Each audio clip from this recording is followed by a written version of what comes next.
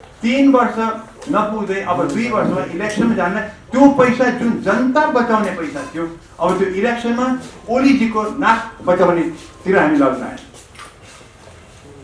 यो अहिले इलेक्सन कुनै हालतमा हुन हुँदैन, पैसाको कुरा मात्रै हेर्ने हो भने हुन हुँदैन। हामीसँग मान्छे बचाउने मैले आज मलाई कुनै पोलिटिकल पार्टी या कुनै नेताको चाहिँ मलाई के अस्तित्व जोगाउनु छैन। असंवैधानिक हो, यो पश्चगमनकारी हो, यो तपाईलाई देशलाई ठुलै दुर्घटना निम्त्याउने एउटा बहुलापन हो, कुनै सनकीको सनक हो भनेर हामीले भनिसकेका छौँ। तसर्थ यो संसद विघटनको कुरा असत्य हो, कसैको सनकले संसद विघटन हुन सक्दैन। रह्यो वैशाख 17 गते निर्वाचन, 27 गते निर्वाचन, त्यो निर्वाचनको लागि जनता समाजवादी पार्टी सदैव तयार छ, कुनै निर्वाचनबाट हात बटाएर त भागेर होइन। तर त्यो निर्वाचन हुँदै हुँदैन आफ्नै पार्टीको महाधिवेशन गर्न नसक्नेहरूले भोलि सिङ्गो देशमा प्रतिनिधि सभाको चुनाव गराउँछु भनेर ढिपी खस्नु हुँदैन। सुन्नै नसकिने, भन्नै नसकिने, राजनैतिक शब्दकोशभित्र एउटा नैतिकवान मान्छेको शब्दकोशभित्र व्यक्त गर्न नसकिने खालका शब्दहरू पनि मैले यहाँ सुने प्रधानमन्त्रीज्यूलाई भने। तर मलाई लाग्छ राजनैतिक शब्दकोशमा यस्ता फोहोर शब्दहरू हुँदैन। म त्यस्तो शब्दहरूलाई उहाँको स्तर के हो त्यही शब्दले बताए, म त्यति मात्रै भन्छु। राजा वीरेन्द्र जोसँग अधिकार थियो, राजा थिए, उनले पनि सुप्रिम कोर्टमा चाहिँ यस्तो अवस्था हुँदाखेरि सुप्रिम कोर्टमा सोधेका थिए र सुप्रिम कोर्टको आदेश उनको चाहिँ निर्णय आएपछि आफ्नो काम गरेका थिए। आज विद्या भण्डारीले एक छिनमा पास गर्थे नि। यो सनकी प्रधानमन्त्री, यो बहुलाहा प्रधानमन्त्री, यसले कहिले पनि आफ्नो पद जोगाउनको लागि उनी नैतिकहीन काम गर्न सक्छन् र उनीले गर्दै आएको अभ्यास अर्थात् उनको सिफारिसमा राष्ट्रपतिजीले चाल्दै आएको कदम फेरि सदर गर्लान् भनेर सबैलाई थाहा हुँदै पनि ओलीजीको विरुद्धमा प्रचण्डजीसँग 90 जना सांसद, 87 जना सांसद, आज अविश्वास प्रस्ताव, भोलि यो समितिमा के भन्छ प्रश्न सोधिने, भोलि त्यो समितिबाट कारबाही गरिने भन्ने जस्ता कुराहरू हल्ला फिजाइराख्नुभयो। तर आँट गर्नु भएन। हिजो मात्र उनको एउटा समितिले, नेपाल कम्युनिस्ट पार्टीको एउटा समितिले सिफारिससम्म गरेको छ कारबाहीको। त्यो फेरि अब कहाँ कति बाधित र विवादित होला त्यो आफ्नै ठाउँमा छ। नेपालको राजनीतिक इतिहासलाई हेऱ्यो भने धेरै अगाडिदेखि यस्ता षड्यन्त्रहरू चलिरहेको छ। अहिले ओली सरकार पनि त्यो षड्यन्त्रको शिकार बनेको छ। सम्माननीय प्रधानमन्त्री केपी शर्मा ओलीले पनि बाध्यतावश यो दुःखद खालको कारबाहीलाई अगाडि बढाउनु पर्यो। पार्टी भित्रै रहेका केही नेताहरूका कारण उहाँहरूले सरकारले गरेका कामको कुनै पनि समयमा जस नदिने, अगाडि बढ्न नदिने, खुट्टामा अल्छो मात्रै राख्ने, हलो अड्काउने, गोरु पड्काउने, जति बेला पनि बाह्य आक्रमण सहन सजिलो हुन्छ, आन्तरिक आक्रमण गाह्रो हुन्छ। सबै दोषी छन्, चाहे प्रचण्ड हुन्, चाहे माता नेपाल हुन्, चाहे झलनाथ, चाहे जो हुन्, ग्याङ अफ 4 हुन् कि ग्याङ अफ 5 हुन्, 6 हुन्, मतलब छैन, उत्तिकै दोषी छन्। किनभने यो अवस्था ल्याउनमा यिनी सबै चाहिँ दोषी छन्। प्रतिनिधि सभाको विघटन हुन पुग्यो। यो कारणहरू भित्रै पसेर हामीले पत्ता हेर्ने, बुझ्ने, विश्लेषण गर्ने, मनन गर्नुपर्छ। एउटा बाटो भनेको न्यायालयको निर्णय, दोस्रो बाटो भनेको संसदले आफै पुनर्स्थापित भएको अथवा गठित नै रहेको भान दिनको लागि सम्मानित के भन्छ सभामुखज्यूबाट विशेष अधिवेशनको आग्रह गर्नुपर्दछ। र तेस्रो, यस्ता गलत कदमको विरुद्ध प्रतिवाद गर्न आम नेपाली जनता सडकमा सधैँ तयार रहनुपर्दछ। प्रधानमन्त्रीले यो संसदको जुन विघटन गर्नुभएको छ यो ताजा जनादेशको लागि हो। लोकतन्त्रमा ताजा जनादेशको आवश्यकता पर्छ। त्यही नेताहरू छन् जो इलेक्सन लड्ने छन्, त्यही पार्टीहरू चाहिँ इलेक्सन लड्ने, जितेर आउने पनि फेरि यिनै हुन् जसले हाम्रो अहिलेको अवस्था ल्याएको छ। चेन्ज छैन, मान्छे उही हुन्, इलेक्सन भएर आउने त्यही व्यक्तिहरू हुन् भनेदेखि के काम लाग्छ? फेरि इलेक्सन आयो, जित्यो, आखिर हुने त यही रहेछ नि त। संविधानमा धेरै त्रुटि थिए। एकजना मधेसी कार्यकर्ता भएर हेर्दा संविधानमा एक प्रकारको त्रुटि थियो, नेपाली नागरिक भएर हेर्दा संविधानमा अझ त्रुटिहरू देखिन्थ्यो। तर यो संविधान उत्कृष्ट छन्, धेरै राम्रा छन् भन्नेहरूले झुटैका ख्याति गरिरहेका थिए। लोकतन्त्रलाई जोगाउनको लागि, सार्वभौम सत्ताको रक्षा गर्नको लागि, विदेशीहरूको सामु नझुक्ने, हाम्रो शिरलाई ठाडो उठाउनको लागि, समृद्धिको अभियानलाई अगाडि बढाउनको लागि यो दुःखद कदमलाई अगाडि चाल्नु बाध्य हुनु पर्यो। उहाँले सुप्रिम कोर्टले राष्ट्र हेर्ने हो भने उसले संविधान हेर्यो भने उसले उपाय नै छैन। उसले कुनै हालमा पनि यो संसद विघटन गर्न दिन हुँदैन। नेपालको इतिहासले हिजोको त्यो पुस 5 गतेको दिनलाई सदैव कालो दिनको रूपमा सम्झिरहनेछ र यस्ता कुकृत्य गर्ने सम्माननीय प्रधानमन्त्रीजीले अब डाक्टर सुन्दरमणिजीले भने जस्तै अब राजनीतिबाट सन्यास लिए हुन्छ। 13वटा इन्डिकेटर सूचकहरूमा सुधार आएको कति विषयमा त हामी दक्षिण एसियामा नै कोभिड नियन्त्रण गर्नेमा हामी दक्षिण एसियामा सबैभन्दा सफल छौँ। समाजको आवाज.com यो ज्यादै महत्त्वपूर्ण विषयमा छ। आज धेरै महत्त्वपूर्ण विषय आयो र म आज कुनै तर्क गर्न आएको होइन, म तर्क वितर्क गर्न आएको होइन। म आज खालि एउटै कुरा गर्न आएको, यो मुलुकलाई कसरी बचाउने, यो मुलुकलाई कसरी बचाउने, हाम्रो डेमोक्रेसी कसरी बचाउने, हामी गर्ने के। याद गर्नु होला तपाईले गएको चुनावमा 76% 76% चाहिँ नि टर्नआउट भएको थियो। मान्छेले त्यति उत्साहमा भोट गरेका थिए र त्यो इलेक्सनको नतिजा आज 3 वर्ष पुग्दाखेरि हामीले जनताले भोट गरेर पठाएका व्यक्तिहरूले सबै अधिकार सुप्रिम कोर्टलाई सुम्पिदिए र सुप्रिम कोर्टका न्यायाधीशहरू हामीले चुनेका मान्छे होइनौँ। हामीले 76% चाहिँ नि चुनेका व्यक्तिहरूले चाहिँ नि सारा अधिकार आज चाहिँ नि हामीले सुप्रिम कोर्टलाई बुझाइदियौँ। अब जे हुन्छ मुलुकमा सुप्रिम कोर्ट डिसाइड गर्छ। लोकतन्त्र भनेको त्यो होइन। लोकतन्त्र भनेको कस्तो कुरा हो भनेदेखि जहाँ सुप्रिम कोर्टमा चाहिँ नि खासै कानुनी कुरा जानुपर्ने हो, पोलिटिकल कुरा जानुपर्ने होइन। त्यसैले सबभन्दा पहिले कुरा त यो क्लियर गरौँ कि हाम्रो जनताको अधिकार हामीले चाहिँ पुरा सुप्रिम कोर्टलाई सुम्पिदियौँ। के त्यो ठिक थियो? लोकतन्त्रमा लोकतन्त्र अब कमजोर भयो। दोस्रो कुरा, आज कोरोनाको महामारी भयङ्कर छ, हामीलाई भ्याक्सिन चाहिएको छ। भ्याक्सिन किन्ने अवस्था हाम्रो छैन। अति महँगो छ भ्याक्सिन, तर त्यसलाई अलिक सस्तो पनि मुलुकबाट पाउन सकिन्छ। त्यही पनि एक भ्याक्सिनको $3-3, $4-4 पर्छ र यहाँ जनताको अधिकारै छ। सरकारको दायित्व थियो कि चाहिँ सबै जनता जोलाई चाहिने हो फ्री भ्याक्सिन दिने। त्यसको मतलब अरबौँ खर्च हुन पर्ने थियो। अब त्यो भ्याक्सिनले जनता बचाउने जुन पैसा छ, अब त्यो पैसा विकास खर्च सबै दिएर चाहिँ अब हामी इलेक्सनतिर जानुपर्ने भयो। 3 वर्ष नपुग्दै अब 2 वर्षमा इलेक्सनमा जान त्यो पैसा जुन जनता बचाउने पैसा थियो, अब त्यो इलेक्सनमा ओलीजीको नाक बचाउनेतिर हामी लाग्न आयौँ। यो अहिले इलेक्सन कुनै हालतमा हुन हुँदैन। पैसाको कुरा मात्रै हेर्ने हो भने हुन हुँदैन। हामीसँग मान्छे बचाउने, मलाई कुनै पोलिटिकल पार्टी या कुनै नेताको चाहिँ मलाई के अस्तित्व जोगाउनु छैन। मेरो पहिले जनता बचाउँ। आज सबभन्दा ठुलो शत्रु भनेको चाहिँ नि प्रचण्ड ओली होइन, शत्रु भने कोरोना हो। त्यसलाई बचाउनको लागि अगाडि बढ्न सक्नुपर्छ। त्यो पैसैकै कुरा हो यो। त्यसैले ओलीजीले जुन आज गर्नुभयो संसद विघटन गरेर त्यसपछि इलेक्सनमा जान्छु भन्नु, यो कदम बिल्कुलै गलत छ। ओलीजीले कतिपय कदम 3 वर्षमा ठिक गर्नुभएको छ, बेठिक गर्नुभएको छ। मैले ठिकलाई ठिक भनेको छु, बेठिकलाई बेठिक भनेको छु। कतिपय उहाँको कुराहरूमा मैले बचाएको छु। तर यो कदम चाहिँ नि डेमोक्रेसीको लागि पनि खतरा, जनताको लागि पनि खतरा। मेरो जनताको बाँच्न पाउने अधिकारमा जुन पैसा आउनु पर्यो त्यो चाहिँ हामी इलेक्सनतिर लग्दैछौँ। र त्यो इलेक्सनतिर के को लागि?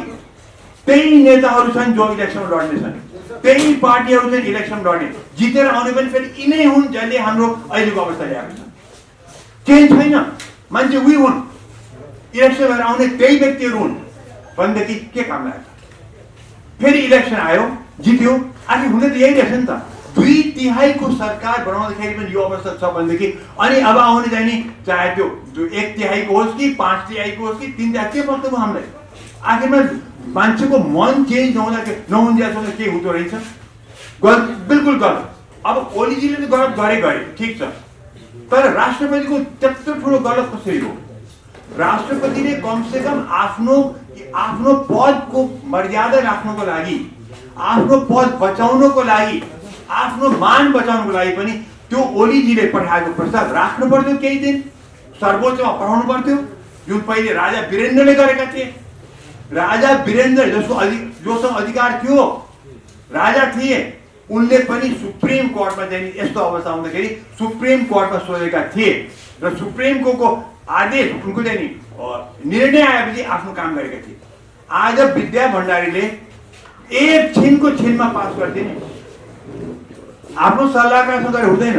यो त सुप्रिम कोर्टले चाहिँ नि त्यहाँ सुत्नु पर्ने, सोधे कमसेकम राष्ट्रपतिको मान मर्यादा चाहिँ रहन्थ्यो। त आज प्रेसिडेन्ट कम्प्लिटली मुसिए।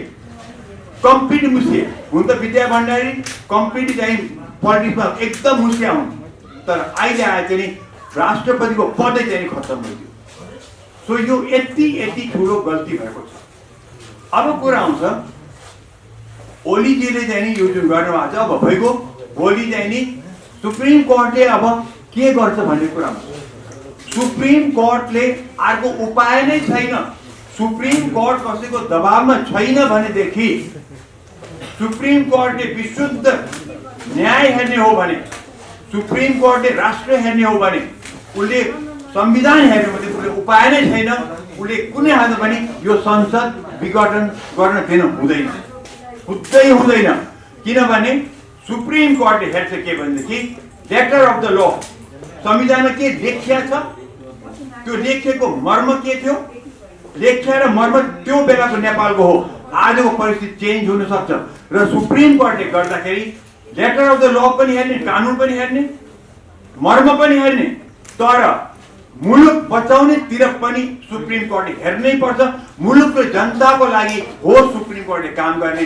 खालि त्यो लेटरमा के लेख्छ, लेटरमा मात्रै के लेखेको हेर्नु त कुनै पनि लेखन दासले पनि त्यसको निर्णय दिन सक्छ। एउटा मामुली कोर्टको लेखन दासले पनि संविधानमा यो लेखेको छ यही नै गर्छ भन्छ, तर यो संविधानमा चाहिँ अधिकार छैन। जस्तो सुकै चाहिँ नि तर्क वितर्क दिए पनि यो संविधानमा चाहिँ अधिकार चाहिँ छैन। त्यसैले अधिकार नभएको कुरा यहाँ भएको छ र यसमा सुप्रिम कोर्टले कुनै उपाय नै छैन। मुलुक बचाउने हो भनेदेखि सुप्रिम कोर्ट अरू डिसिसन गर्न सक्दैन। उसले यो संसद भङ्ग गर्न हुँदैन। किनभने गर्यो भनेदेखि अनि समस्या। अब अर्को कुरा के होला, सडकमा जुलुसहरू निस्के, सडकमा चाहिँ नि नाराबाजी भएको छ, ठिक छ, आपत्ति छैन। तर कोरोनाको टाइम छ, कोरोनाको टाइम यतातिर पोलिटिक्स गर्दाखेरि चाहिँ कतै कोरोनाले हामीलाई भसक्क नपारोस्, त्यो पनि एकदम महत्त्वपूर्ण कुरा छ। जुलुस निकाल्ने व्यक्तिहरूले जो दलका नेताहरू छन्, जुलुस निकाल ठिक छ, तर दूरी मेन्टेन गरेर मास्क लगाएर कोरोनाको मर्यादा राखेर कोरोनासँग बचेर जुलुस निकाल्दा आपत्ति छैन। तर मेरो अनुभवमा, मेरो 36 सालदेखिको अनुभवमा चाहिँ नि जुलुसहरू निस्किँदाखेरि तोडफोड हुन्छ। त्यति मात्रै होइन, सुरक्षा कर्मीसँग भिडन्त हुन्छ। अब हेर्नुहोस्, जो सडकमा उत्रिएका छन् पोलिटिकल पार्टीका क्याडरहरू, उनले स्वेच्छाले उत्रिएका छन्। स्वेच्छाले मुलुकलाई कोरोनाले जस्तो पार्छ उनले निस्किँदाखेरि त्यो मलाई थाहा छ। तर त्यो बिचरा सुरक्षा कर्मीहरू जो हुन्छ भिडन्त गर्न जानुपर्छ, तिनको के दोष?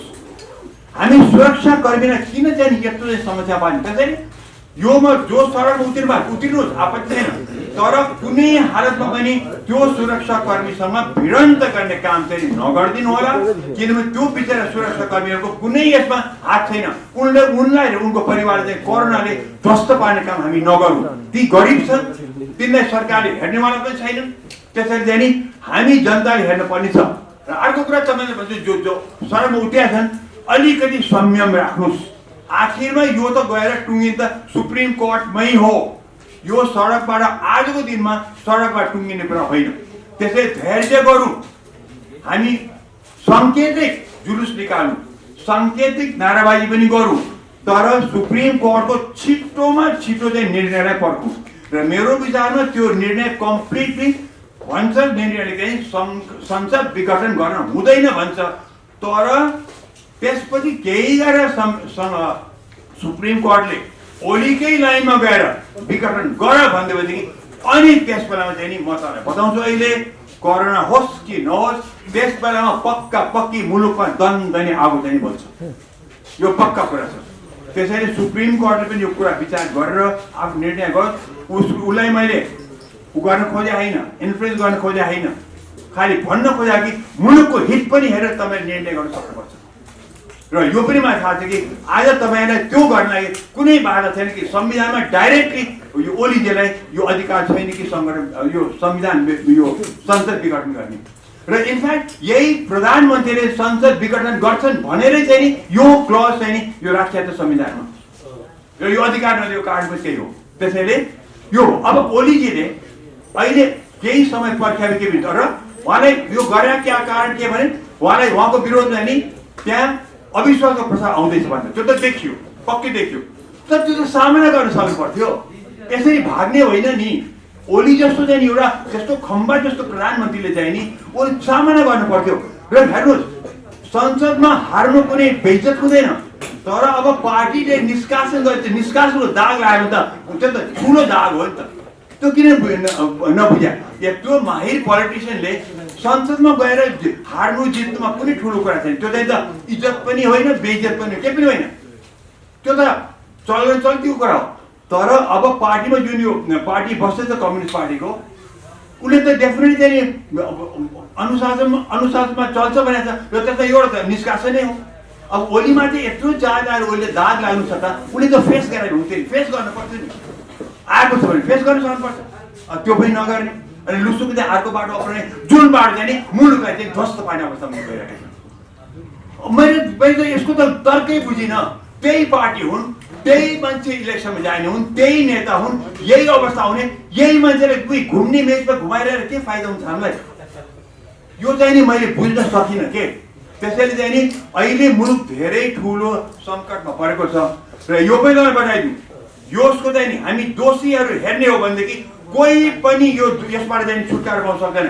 कम्युनिस्ट पार्टीको कुनै माथिल्लो तहको नेताले चाहिँ नि यसमा छुट पाउन सक्दैन यो सबै दोषी छन् चाहे प्रचण्ड हुन् चाहे माधव नेपाल हुन् चाहे झलनाथ चाहे जो हुन् ग्याङ अफ 4 हुन् कि ग्याङ अफ 5 हुन् 6 हुन् मतलब छैन उत्तिकै दोषी छन् किनभने यो अवस्था ल्याउनुमा यिनी सबै चाहिँ दोषी छन् बढी दोषी छन्। आजको दिनमा संसद विघटन गरेको हुनाले ओली नै दोषी हुन् तर यो अवस्था निम्ति आउनुमा चाहिँ नि यी सबै पनि दोषी छन्।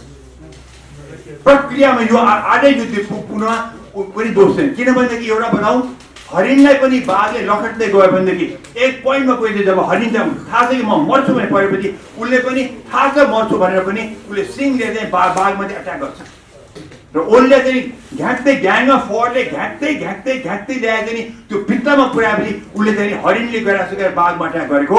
तर ओली जस्तो माहिर पोलिटिसियन मैले जहिले पनि ओली जतिको यो राजनीतिको नेपालमा छँदै छैन आजको दिनमा सबै नेता एकातिर आफ्नो ओली एकातिर आफ्नो ओली नै उसको वर्ष उसकै नै भारी हुन्छ पल्ला भनेको जहिले पनि मैले भनेको थिएँ र त्यो मैले देखेँ अस्तिको दिनमा जब ओलीजी प्रचण्डको घरमा गए बादललाई भेट्न गए त्यो लास्ट डे थियो ओलीजीको चुलीमा पुगेको राजनीतिक माहिरपन त्यो चुलीमा थियो जब भोलिपल्ट संसद विघटन गरे त्यो चाहिँ गन्दराङ गुन्द्रुङ गयो जस्तो प्रचण्डलाई मैले एक जमानामा प्रचण्ड नै भन्थे जब इलेक्सन चाहिँ उनको चाहिँ पक्षमा जान आँटेन राति 2 बजे चाहिँ उनले चाहिँ म मान्दिनँ भने उनी चकनाचुर भएका थिए। ओली मेरो उसमा चाहिँ माहिर पोलिटिसियन त्यो दिनसम्म कस्तो गजब गरे प्रचण्डलाई पनि ओहो ओली त अब गले बिते खत्तम भए म कहाँ चाकरी गर्न आए बादल कहाँ गए वामदेवलाई यो आश्वासन दिए सबैलाई ओ यस्तो चक्री ओली त खत्तम भएछ बिचरा त भन्ने अवस्था पुर्याएर भोलिपल्ट सबैको ठ्याक्कै खत्तम गरे। त्यो भन्दा ठुलो चलाकी कुनै हुनै सक्दैन। यो त राजा महेन्द्रले गरेको कुरा जस्तो बताउँछ तपाईँहरूलाई जब राजा महेन्द्रले पुसको जो 17 साल गरेका थिए नि त्यस बेलामा सुवर्ण शमशेर राजाको नजिक थिए। सुवर्ण शमशेर चाहिँ कलकत्ता जानु थियो र सुवर्ण शमशेर कलकत्ता जानु थियो कुन दिन हो र त्यो सुवर्ण शमशेरलाई राजाले चाहिँ अब अलि माया गर्ने के भन्नु तिमी कहिले जाने कलकत्तामा सोधे सरकार म चाहिँ पुसको कति गर्थेँ होइन काम गर्नु त गइहाल्न भने उसलाई 7 दिन अगाडि भगाइदियो बिपीले चाहिँ नि अनि बिपीको चाहिँ नि पुसको कति 2-3 दिन अगाडि चाहिँ नि एक गतेको उसले बाहिर जानु थियो नेपाल काठमाडौँ बाहिर जानु थियो। राजाले के भन्यो त्यो दिन त खराब छ तिमी नजाऊ त्यो दिन त्यो पर्खा नभएर कति माया गरेर देखाए भोलिपल्ट खत्तम भयो। यो यहाँ ओलीले पनि एक्ज्याक्टली त्यही गरेको हुन्। मैले पनि त्यो दिनसम्म ओलीजी माहिर पोलिटिसियन भोलिपल्ट जब संसद विघटन गरे चकनाचुर पारे आफ्नो इज्जत पनि गए नेपाललाई पनि एकदम ठुलो सङ्कटमा पारे त्यो अवस्था के भने के चाहिन्छ के सोधेन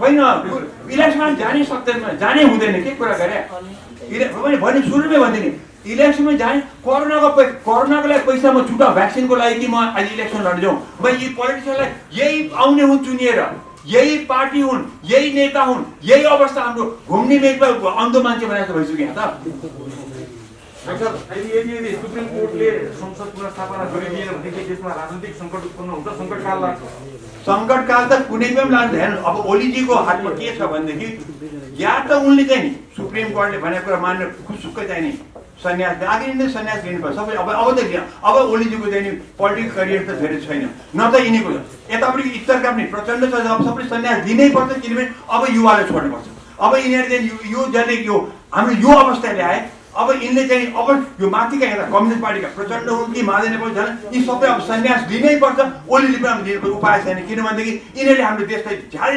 3 वर्ष बन्धक राखे आज चाहिँ नौटङ्की गर्दै खत्तम पारे हामीले त्यसैले चाहिँ नि यो जानुपर्छ र अगर सुप्रिम कोर्टले संसदलाई भङ्ग गर्यो भनेदेखि देशमा चाहिँ नि ठुलो सङ्कट दन्दनै आगो बल्छ यो बताउँछ नेपालको संविधानप्रति अहिले हाल गठित जनता समाजवादी पार्टी र यसमा गठित पूर्व पार्टीहरू अर्थात् तत्कालीन अवस्थादेखि नै नेपालको संविधान निर्माण हुँदा हामीलाई जबरजस्ती धपाएर हामीलाई संविधान निर्माण प्रक्रियाबाट बाहिर राखेर जबरजस्ती निर्माण गरिएको यो संविधानमा थुप्रै त्रुटिहरू छन् भन्ने कुरा हामी पहिलेदेखि निवेदन गर्दै आएका छौँ संविधानमा धेरै त्रुटि थिए एकजना मधेसी कार्यकर्ता भएर हेर्दा संविधानमा एक प्रकारको त्रुटि थियो नेपाली नागरिक भएर हेर्दा संविधानमा अझ त्रुटिहरू देखिन्थ्यो तर यो संविधान उत्कृष्ट छन् धेरै राम्रा छन् भन्नेहरूले झुटैका ख्याति गरिरहेका थिए यथार्थ के रहेछ भने यो संविधानमा हुँदै नभएका कुराहरू यो संविधानको त्यो हुँदै नभएका धाराहरू उल्लेख गरेर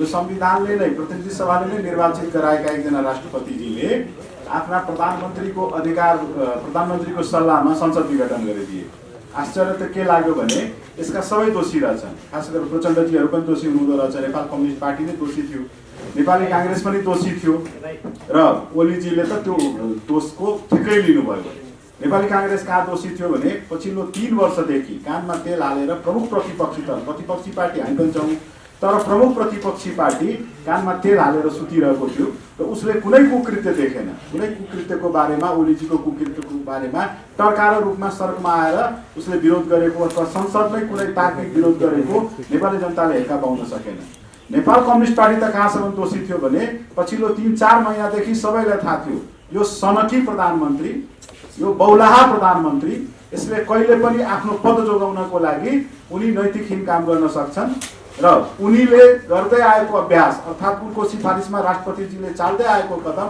फेरि सदर गर्लान् भनेर सबैलाई थाहा हुँदै पनि ओलीजीको विरुद्धमा प्रचण्डजीसँग 90 जना सांसद 87 जना सांसद आज अविश्वास प्रस्ताव भोलि यो समितिमा के भन्छ प्रश्न सोधिने भोलि त्यो समितिबाट कारबाही गरिने भन्ने जस्ता कुराहरू हल्ला फिजाइराख्नुभयो तर आँट गर्नु भएन हिजो मात्र उनको एउटा समितिले नेपाल कम्युनिस्ट पार्टीको एउटा समितिले सिफारिससम्म गरेको छ कारबाहीको त्यो फेरि अब कहाँ कति बाधित र विवादित होला त्यो आफ्नै ठाउँमा छ नौटङ्की कहाँसम्म भएको रहेछ भने ओलीजीले संसद विघटन 11 बजे गर्नुभयो 10:50 सम्मान्य सभामुख समक्ष एउटा अर्कै निवेदन गएको रहेछ यो प्रचण्डलाई प्रधानमन्त्री बनाऊ यसलाई अविश्वासको प्रस्ताव लगायो भनेर अब त्यो नौटङ्की हो कि सही हो त्यो त सीसीटीभी क्यामेरा देखेर अथवा सिंहदरबारका क्यामेराहरू देखेर थाहा पाउने कुरा हो यस्ता कुनै एउटा पार्टीको अन्तर्द्वन्द्वका खातिर नेपाली जनताले शहादत दिएर परिवर्तन गरी ल्याएको एउटा यो व्यवस्थालाई धरापमा पार्ने नियोजित षड्यन्त्र चालिँदैछ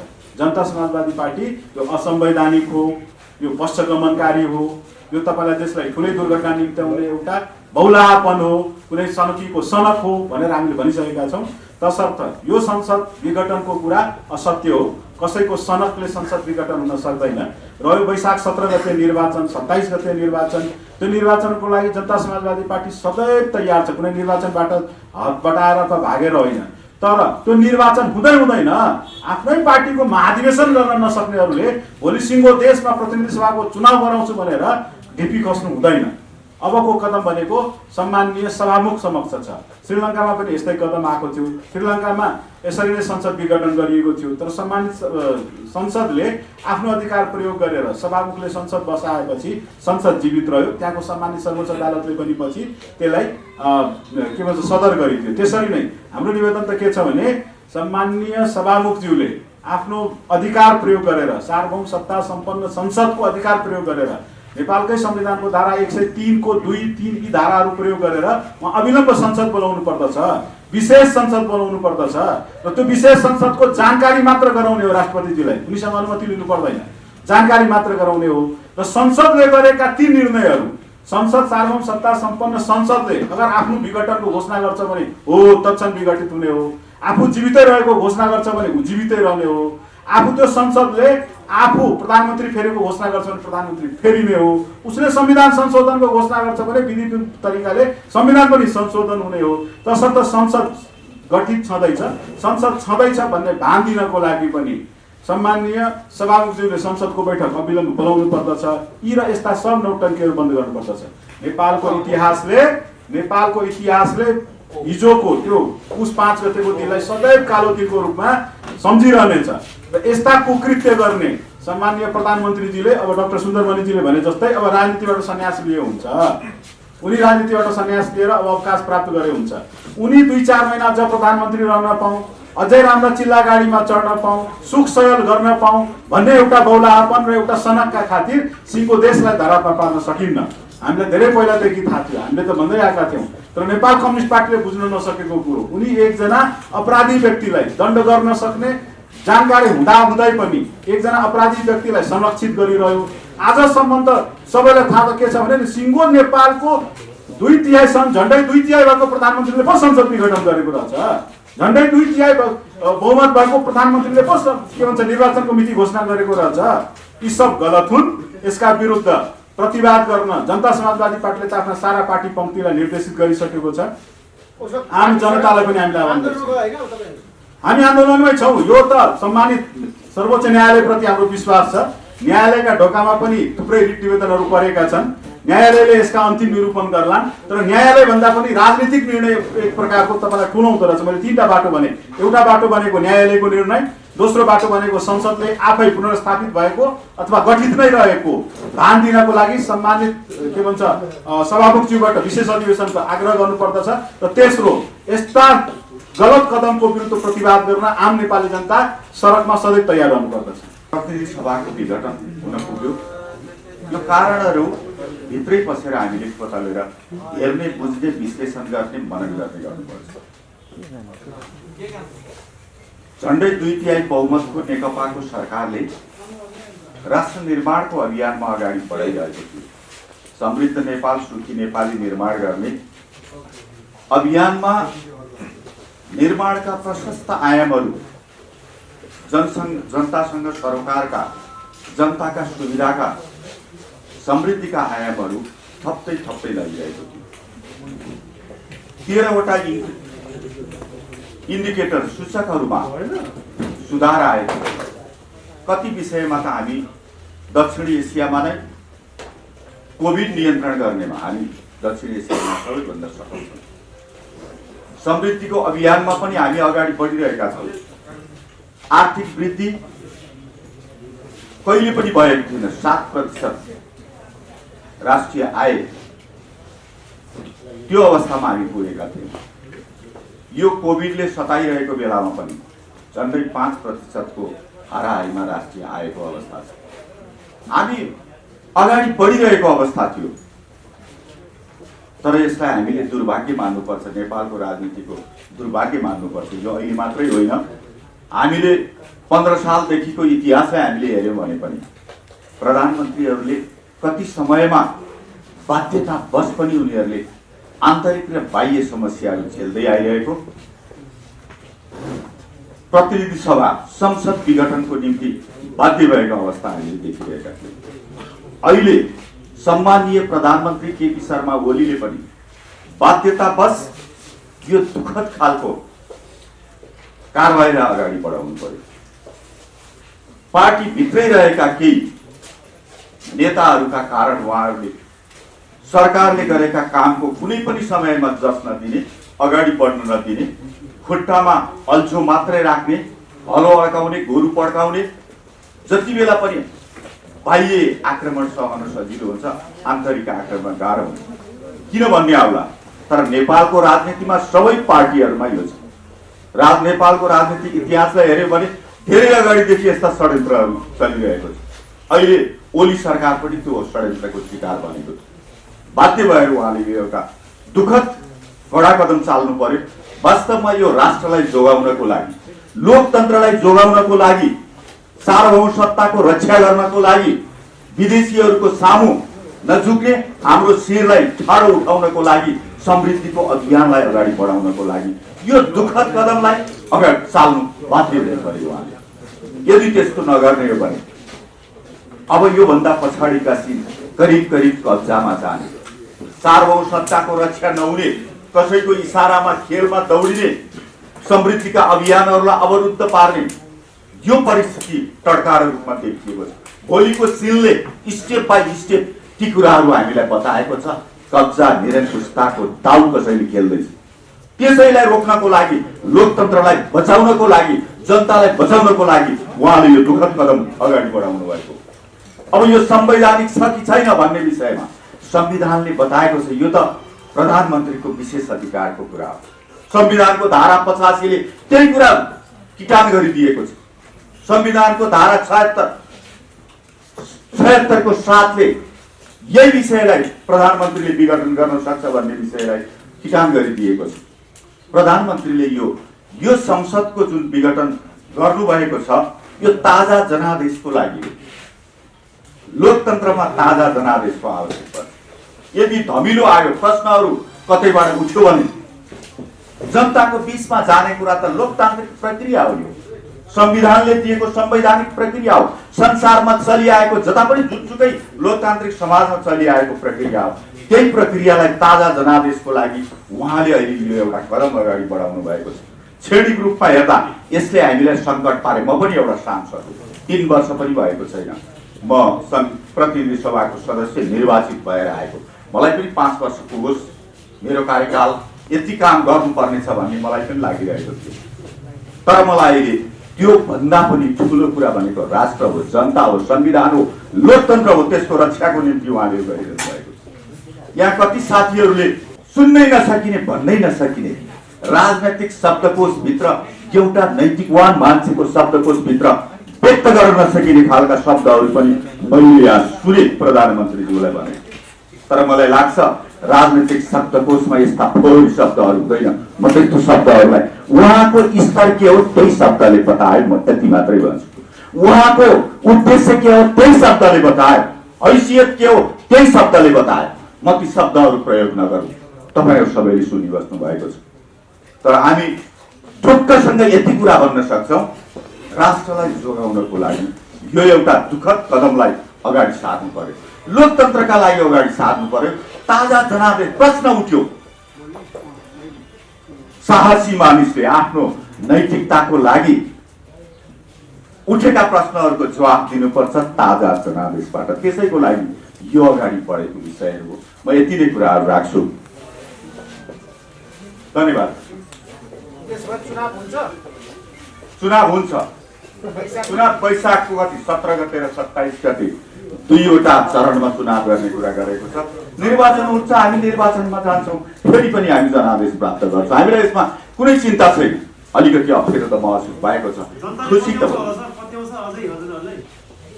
जनताको बीचमा अहिले जे भइरहेको गतिविधिहरू छ, सरकारलाई काम गर्न नदिइरहेको, बाहिरबाट भन्दा पनि भित्रैबाट हो।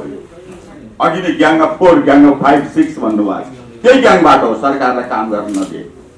मान्छे पछि, परिवार पछि मिडिया तयार गरेको छ, अनि त्यो मिडियाबाट भए नभएका भ्रमहरू फैलाउने काम गरेको छ, षड्यन्त्र गरेको छ, चरित्र हत्या गर्ने काम गरेको छ, हुँदै नभएको अफवाहहरू फैलाउने कामहरू गरिरहेको छ। त हामी यो कुरा जनताको बीचमा लिएर जान्छौँ। जनताहरू सचेत हुन्छ, अलिकति मेहनत भोलि तपाईँहरूले फेरि 2/3 बहुमत ल्याउनु भयो भने जनतालाई यसरी नै झुक्याउने, फेरि झुक्याउने 2/3 सरकार त दिएको हो नि जनताले। जनतालाई आज तपाईँहरूले चाहिँ निरङ्कुश लाग्नको लागि दिनु मिडिया ल्याउने अधिकार चाहिँ केहीले सरकारले दिएको हो कि विपक्ष अब यो हामीले आफूले चाहे जस्तै गरेर सामाजिक प्रक्रिया अगाडि बढ्दैन, बिचमा अवरोध आउँछ। हामीले चाहँदै नचाहेको डिजास्टर आउँछ नि, चाहँदै नचाहेको कोरोना आउँछ नि। हाम्रो गन्तव्यलाई, हाम्रो उद्देश्यलाई केही बिचमा अल्मल्याउँछन्, तर हामी सकेसम्म त्यो उद्देश्यलाई जनताको बिचमा स्पष्ट पार्छौँ। फेरि पनि हामी सुधारको बाटोबाट, फेरि पनि हामी जनताको हितको बाटोबाट हामी अगाडि जान्छौँ। जनतामा मिल्छौँ, हाम्रा कार्यकर्ता छन्, नेताहरू छन्, एकदम स्थापित लामो समय अगाडिदेखिको पार्टी छ। जनतामा जनताको विश्वास प्राप्त गरेको नेता कार्यकर्ताहरूको ठुलो पङ्क्ति छ। त्यो पङ्क्तिले जनतालाई विश्वास गर्छ, जनताको पक्षमा काम गर्दा हुन्छ भन्ने मलाई लाग्छ। यसरी दाबी गर्दै गर्दा नागरिक चाहिँ हाँसिरहेका छन्, जबकि प्रतिपक्षले सरकार ढाल्न खोजेको भए संसद विघटन गर्नु स्वाभाविक हुन्थ्यो, मानिन्थ्यो। तर आफ्नै दलभित्र सहमति नहुँदा संसद विघटन गर्ने अनि त्यसपछि लोकतन्त्र रक्षाको लागि, समृद्धि अभियानको लागि भन्दा जनताले पत्याएन नि त नेताजी। यो दुःखद कुरा हो। तपाईँले भन्नुभएको प्रश्न सही प्रश्न हो, म यसमा विमति राख्दिनँ।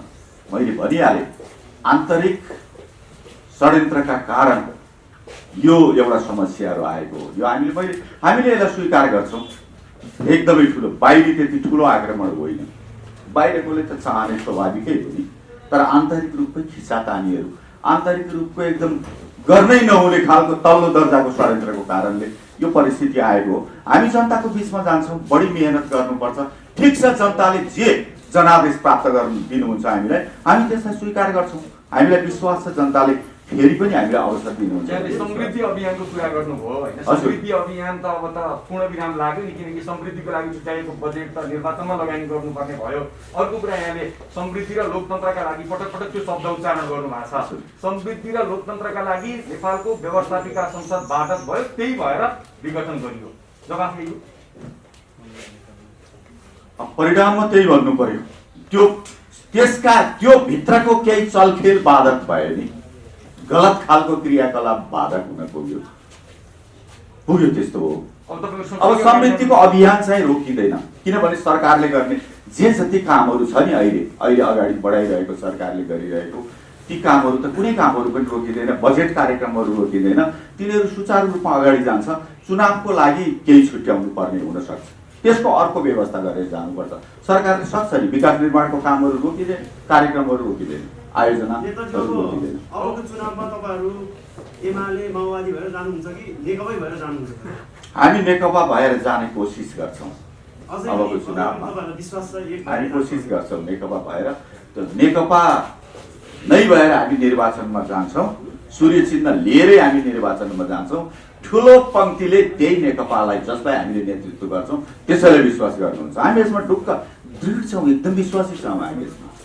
नागरिकसँग भोट माग्न के मुख लिएर जाने, यही मुख लिएर जान पर्ने लाग्छ होला? अलिकति अप्ठ्यारो हुन्छ, हामी गर्दै थियौँ, अप्ठ्यारो हो। फेरि पनि तपाईँहरूको अगाडि आयो, भनिहाल्यो नि, हामीले भएका सबै विषयलाई हामी प्रष्ट रूपमा जनताको बिचमा राखिदिनु। के कुरा लुक्याउनु पर्छ? तपाईँहरूले मिडिया मार्फत धेरै कुरा बाहिर लगिदिनु भएको छ, राम्रो काम गर्नु भएको छ। हामी हो भनेर जान्छौँ। अब हामी सुधारको, हिजो हामी झुक्क्यौँ, सकियौँ, फस्यौँ, अब हामी फस्दैनौँ। हामीलाई कसैले पनि षड्यन्त्रबाट हामीलाई भुलाउन सक्दैन। हामी भन्छौँ तपाईँहरूको लागि, जनताको निम्ति, जनताको हित, अधिकार, सुविधाको निम्ति काम गर्छौँ भनेर जान्छौँ। नेपाली नागरिकलाई चाहिँ प्रयोगशाला बनाउन सक्छ। प्रयोगशाला होइन, अब काम गर्दै जाने हो। Thank you. समाजको आवाज.com